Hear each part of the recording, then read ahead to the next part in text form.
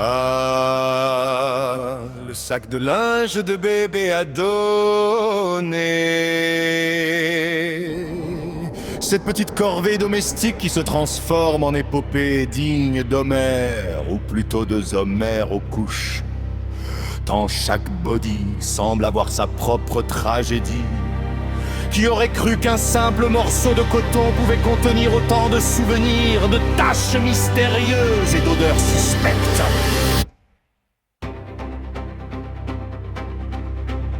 On commence toujours avec les intentions nobles.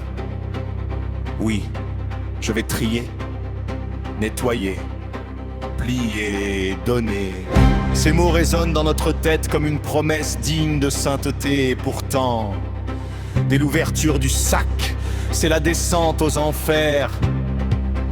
Les chaussettes disparaissent dans le noir abyssal des lave-liges passés. Les bavoirs semblent avoir vécu des batailles épiques contre la purée de carottes et le chocolat.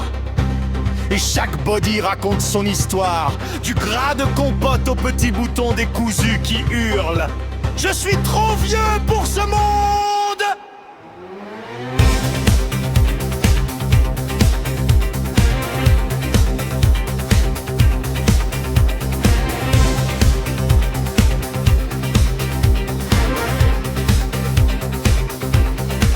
Alors commence le rituel de la méditation infantile.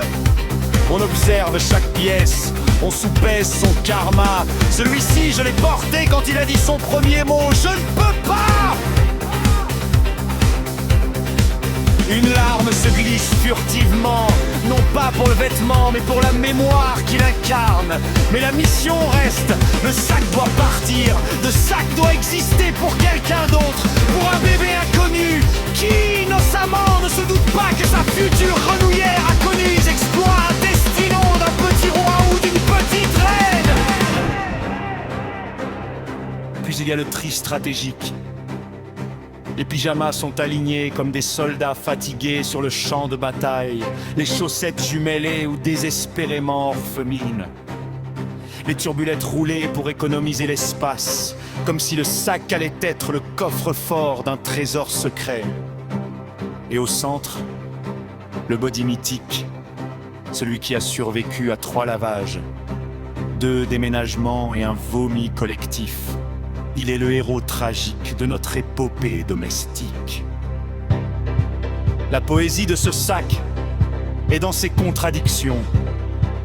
C'est un témoignage silencieux de la vie miniature, un musée miniature des premiers exploits et des estres. Les couleurs se mélangent comme une aquarelle naïve, jaune purée, bleu compote, rose spaghetti.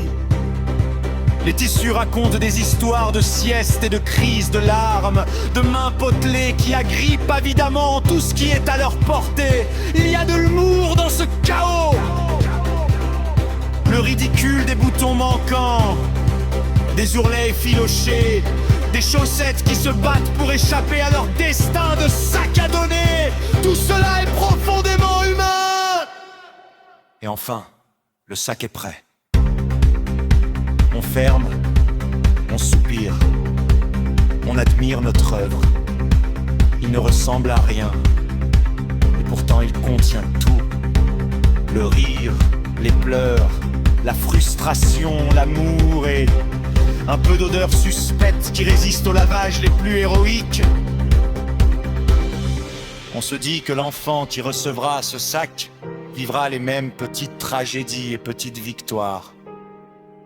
On se dit aussi, avec un sourire complice, heureusement que personne ne nous voit trier des chaussettes de bébé, comme si c'était du grand art.